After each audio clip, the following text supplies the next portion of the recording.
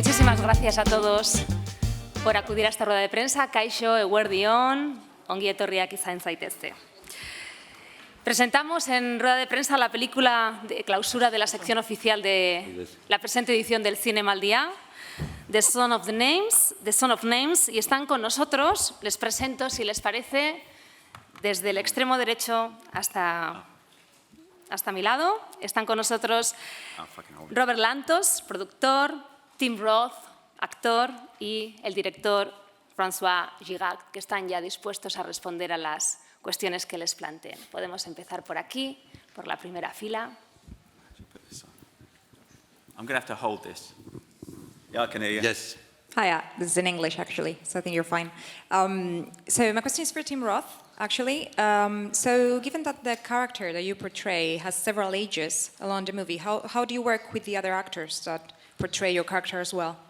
Well, we had a bit of time with the younger versions of ourselves, and a lot of it was actually just hanging out, so they could get a sense of you and having a chat and doing that. So because in a way it was for them to pick up certain things about my physicality or whatever, and just introduce them a little bit as they were pushing forward. So it was a journey, but it was I didn't spend that much time with them, to be honest.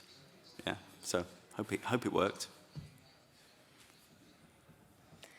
Si quieren hacer alguna pregunta, tan solo tienen que levantar la mano, y aquí en la segunda fila, por favor. Another question. Thank you. Hola, buenas tardes. Quería preguntar a Tim Roth por ese cambio de rol, de registro. Estamos acostumbrados a verle en papeles quizás de personajes más amenazadores, ¿no?, que el que encarna en esta película. I got nothing. I hit the wrong button. I can translate. Translate for me, mate. Thus far, she's saying she's used to seeing you in more menacing roles. Oh. Yes. El cambio de... You got it? de change. I think so. Number Sí. 3. Here we go. Cool. Yeah, go for it. Te vuelvo a repetir la pregunta. ¿Cómo surge este cambio de rol? A mí me parece, ¿no?, que siempre le hemos visto en papeles muy amenazadores en el cine, o por lo menos son los que más nos han marcado. ¿De qué manera asume este cambio de rol y también de película, de cine diferente, distinto? Y al director le quería preguntar si Clive Owen toca de verdad el violín, ¿fue capaz de aprender a tocar el violín? Okay, so I don't know. People remember menacing roles. Maybe they're easier for the audience. Sometimes those journeys are, more entertaining than others. I played all different kinds of roles, but those are the ones that people remember. So maybe that's on you. I don't know. I don't know, really. I don't care. I try and mix it up and play around with different roles as much as possible. Otherwise, I'd be bored. And you would be bored, too. And Clive did not play the violin. He had to learn. This is what actors do. And then Jonah Hauer-King, the middle Davidal, did not play, learned too. And the youngest Davidal played excellent violin, but needed to learn to act. So they worked pretty hard, these guys, but in different directions. Adelante. Hola, buenas tardes. Enhorabuena por la película. Quería preguntarle tanto a Tim como al director, a François, dado que los personajes están encarnados por diferentes actores en diferentes etapas de su vida. Quería saber hasta qué punto Tim Roth tiene en cuenta la actuación de sus compañeros o sus compañeros más jóvenes, la suya, para que haya una continuidad en los perfiles. Obviously, the first thing that appeared to me when I read the script was that this would be my biggest challenge, is to create the three Martins and the three Davidal, because it's actually two trios, But it's also 3 pairs, so you need to find the chemistry between the young ones, the middle ones, and Clive and Tim. So it's a very interesting puzzle, and then we've spent a lot of time in the script trying to structure that, and then casting was like an incredible puzzle. But then after we did some prep, as Tim said, one thing that was very interesting with the trios of meetings we would have with Geran and Tim and the young Misha, the same thing with the Davidols, is that suddenly you have a kid of 12-year-old who's discussing with Tim, and another one who's never acted in his life, but who's sharing his vision of the character with Clive. So there was this communication of sharing visions, probably more than rehearsals. A couple of things, as Tim said, on physicality. And then the rest is direction and trying to make sure that we flow from one to the other. I think that a lot of that was just placed in Francois's hands. There was a limited amount that we could bring to that conversation as we were filming at different times, and we were, So it was really on Francois to try and make that as seamless as possible, I think. And one thing that we did, because obviously we all focus very much on the visual when you do match actors like this, but there was a special effort in the voice. It's a little more obvious on the Davidol because we're talking about a fabricated Polish accent. But even for Tim and Misha and Geran, there was very sensitive work done by Sandra Butterworth. It's actually Tim's dialect coach who worked with the 6, and there was making sure that the voice. If you close your eyes, if a blind person sees this film or hears this film, that the connection, the ear connection, the dialect connection was made in the voice. Hi again here. Yeah. For the director this time, how important is religion in this film? I don't know if it's a detail that could have been swapped by something else, or if you use religion as a base for everything else. How important what? Religion. Well, at the core, yes, faith is definitely a big factor, especially in the journey of Davidol.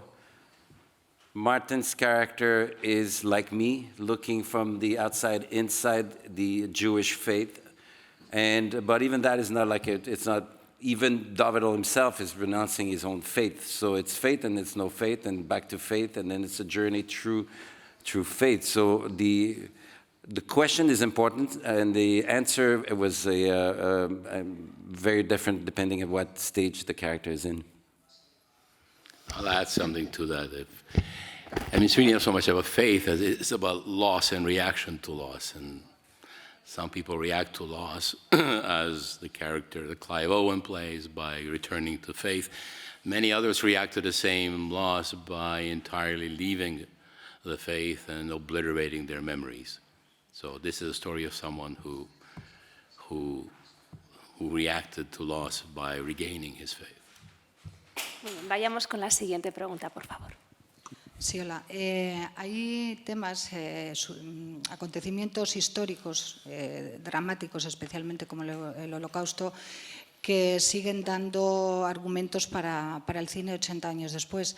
Yo quería preguntar al director y al protagonista de la película, para ellos, ¿qué acontecimientos actuales que se estén viviendo ahora les interesarían también como rodar y protagonizar como argumentos cinematográficos históricos que se estén produciendo ahora?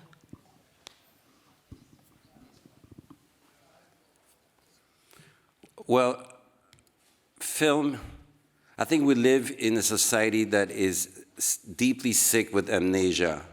We are more and more prisoner of the present time through technology, our little screens, our little phone. And I think film is still nowadays a great vehicle, a great platform to escape the present and look back at the past or look at the future. Looking at the future often means looking at the past.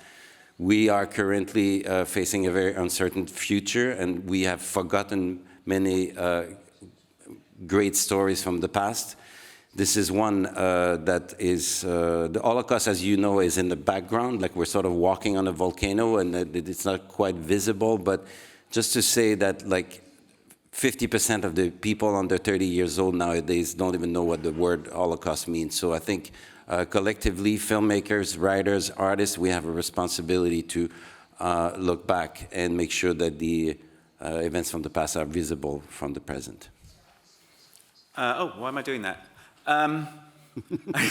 Hi. You want to hear your own translation? Oh, yeah. I think there's a film I'm considering making which involves the caging of children at the border between Mexico and America. And that seems highly reminiscent of what these guys were talking about with regards to the Holocaust aspect. In the removal of people, taking away of people's freedom and the rejection of sympathy and asylum for these people. So I think it seems to echo what Robert was, when I first met with these guys, it seems that it's a very, I would say the Holocaust is recent history, but we're in danger of repeating ourselves, is what I would say. And so that's why the making of this film is so kind of, it's modern in a sense. I find it to be a modern story. Does that make sense to you? I agree. We keep repeating. And so there is a story to be told that is that's modern, that's up to date, that is present, that is happening, but is in a different country, in a different world from the one that we made, maybe. We keep repeating ourselves. Yeah. There have been genocides in Africa long after the Holocaust. Yeah. Yeah. It's the only chance I think we have is to learn from the past in order to avoid doing it all over again. Yeah. And that's really our motivation for making this film. Yeah. Adelante. Sí. Hola, buenas. Yo quería saber si conocían la novela en la que está basada la película y luego los tres.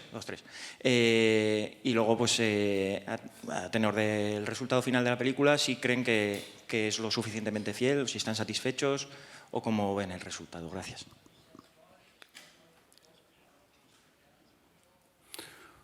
Well, faithful, like we just said that the Holocaust history is a ghost background to our story. Our characters are fictitious, so like it was more a matter of being faithful to the book. But even there, like between the book and the script, there's a great structural differences. Jeffrey King took Norman Lebrecht's book and restructured it completely. Same characters, the essence is there. So I guess we're faithful to the essence. At least Norman Lebrecht seems to think so. He's written it quite eloquently in his own website, blog. But eventually, like I guess we're all embarking. It's becoming. There's a book, yes, but there's characters, and then like Tim is battling for his character. So we have to find what the truth is there. So it's not so much being faithful to a story or yes to a story, but the book gave birth to characters that we collectively fought for, and then that's the truth we're looking for. Preguntó si estamos satisfechos. No sé si le entendí, pero usted pregunta si estamos satisfechos. No, bueno, sí, igual he dicho eso, pero en realidad no quería decirlo. Quería preguntar si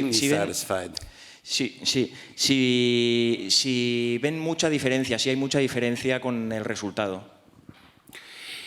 ¿Entre el resultado y qué? Entre la película y el libro. Bueno, hay diferencias, como casi siempre, pero respetamos el espíritu del libro y el escritor del libro está enamorado de la película, así que todos estamos bien. Well, even the writer of the book is not writing a Bible. He's giving birth to characters, and he's following the characters from page to page, chapter to chapter, and then the screenwriter did the same thing, and eventually we're chasing the characters, and then we're in the editing room and we keep chasing, and then Norman Lebrecht would tell me at one point like that he has learned stuff about the characters, his own characters that he's written. He's learned things that he never thought about before. This is our little contributions day per day, like bringing callers, digging out meanings, and this is. But it's a living matter. Like there's nothing in stone, neither in the book nor in the film. Quizá me pongo un poco poética, pero me gustaría hablar de la música como lenguaje, the music as a language. May I ask about that? Because I think that music is wonderful, it's amazing in the film.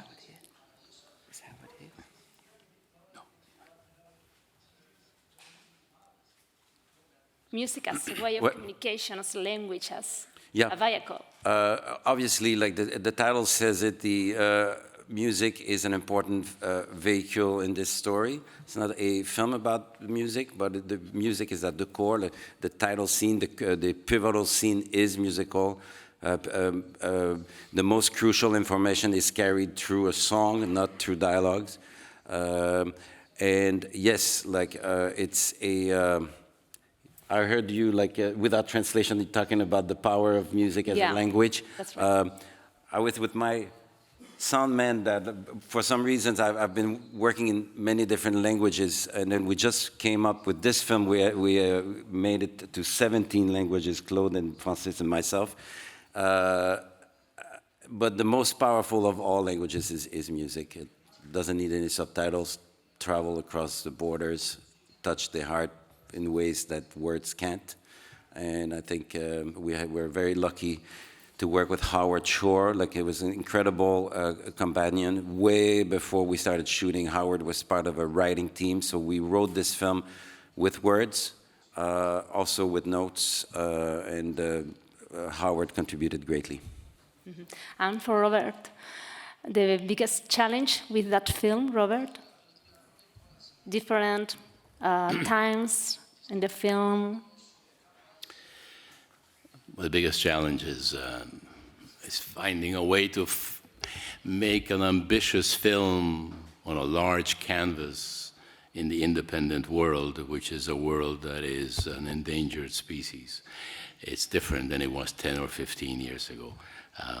Today we live in a world where cinemas have become homes for people who can fly and put out fires with their eyes and lift skyscrapers in their finger. And then we have the streamers who keep people at home. So in that world, finding sufficient financing and distribution for a film of this ambition and scope, that was the challenge of the producer, not just me, but my two producing partners, Lise Lafontaine and Nick Hirschkorn, who are sitting right there. It's not something that I recommend for anyone. It's certainly something I talk anybody who asks me. I say, don't do it, especially now. Find something else. But I'm stuck with it because I am addicted. So the challenge was, here was a phenomenal book, screenplay, story, important to tell. So it became our burden to figure out how. And talking about challenges, Rob, Tim, for you, which was the biggest one with your character, with your... For me? Yeah. I suppose the performing of him, really. I mean, he was a boy who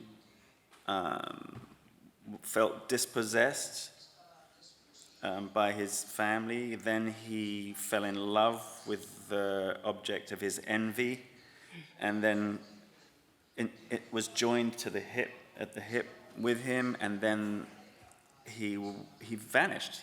He lost him. It was a great loss.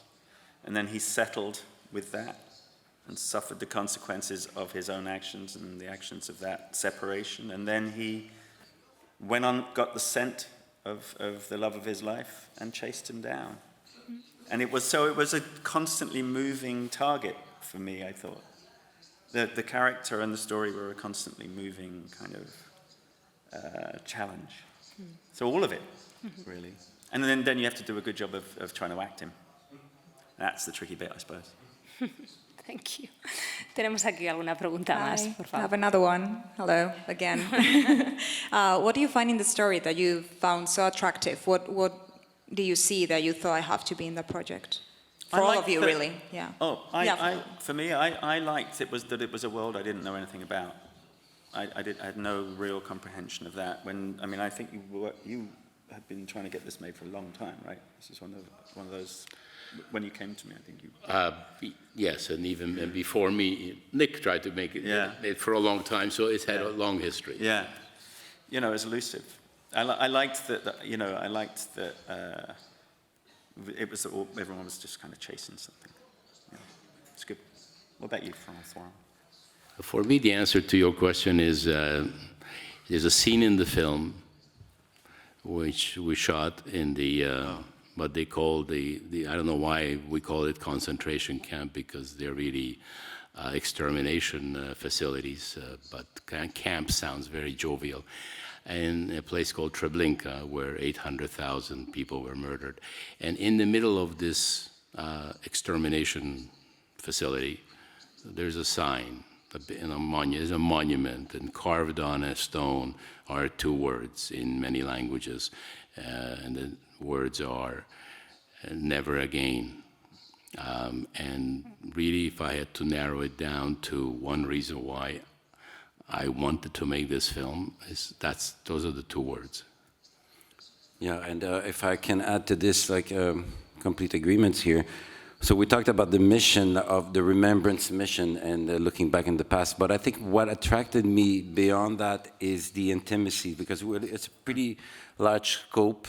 Tim's character goes around north of England, London, Warsaw, Treblinka, New York, Brooklyn. So there's scope, we're in period, there's Second World War, but what really I thought was both very attractive and difficult is the intimacy. The intimacy between these two characters in 6 actors. And I have to say that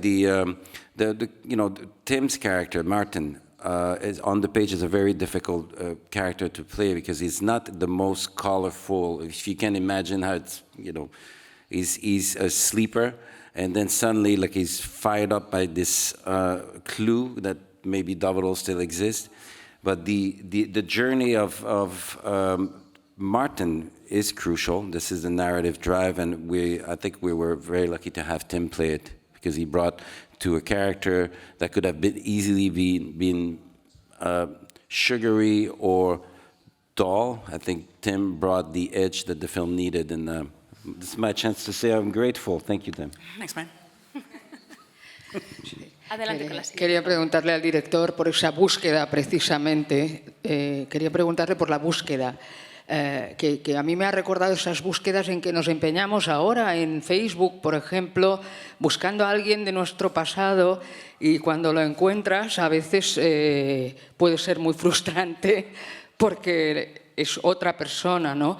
Y también quería preguntarles, me ha recordado a la caja de música de Costa Gabras, si cree que podrían hermanarse también en cierta manera las historias y esas películas. Y quería preguntarle a Tim Roth si para él significa algo especial ponerle un final feliz esta noche al Festival de Cine de San Sebastián. Well, your question makes me think that it would have been probably much easier for Martin to find Davidol in 2019. would need probably a better carbon footprint too. Wouldn't need to travel that much. Google would be probably a very useful tool. And what about the happy ending? We arrive at the happy ending is that we arrive at the San Sebastian Film Festival. Yeah, couldn't be better. Yeah, loving it. Absolutely. Bien, tenemos una pregunta por la segunda fila.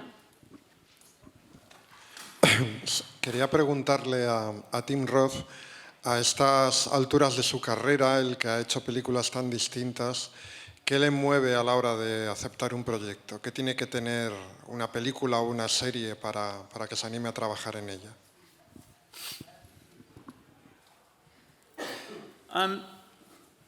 I don't have an agenda, and I think that's my agenda. Script first, generally. If you're not worried about paying the rent and keeping the roof on, it's script first. And so if a story comes to you, putting aside whether it's elegantly told at the moment, it's always going to be a work in progress. But if the story is intriguing and it drags you in, great storytelling will do that anyway. Then I'm hooked, I suppose. So, yeah. First of all, I want to see how the character functions within the landscape that they've created, and then move forward from there. But really, it's just a good. This is, I think, what they brought to me was a very good yarn, an incredible story. Then you pick it apart and you go to work on it. It's an extraordinary story, beautiful. I wanted to be part of it. Muy bien, pues para terminar, el Festival de Cine siempre es una oportunidad para visionar grandes proyectos, nuevos proyectos, y el gran público pues a veces se queda con las ganas porque hay películas que no se estrenan, ¿verdad? Quería preguntarle, aprovecho la ocasión a Robert para preguntarle si tenemos estreno de esta película para el gran público, más allá del Festival de Cine. ¿Hay alguna fecha de estreno? ¿Después del festival? Sí. Cuando sale, ¿esa es la Sí, pregunta? sí. Es el distribuidor español que puede responder. O sea, que no tenemos. Que están ahí, Filmax. O sea, No tenemos. Te he puesto en un aprieto. ¿Ves? Ahí. Tenemos fecha a finales de enero, entonces. Pues si alguien quiere hacer una última pregunta, está a tiempo. ¿Any question? No. Ok, pues muchísimas gracias, de verdad, por acudir. Thank you very much for coming.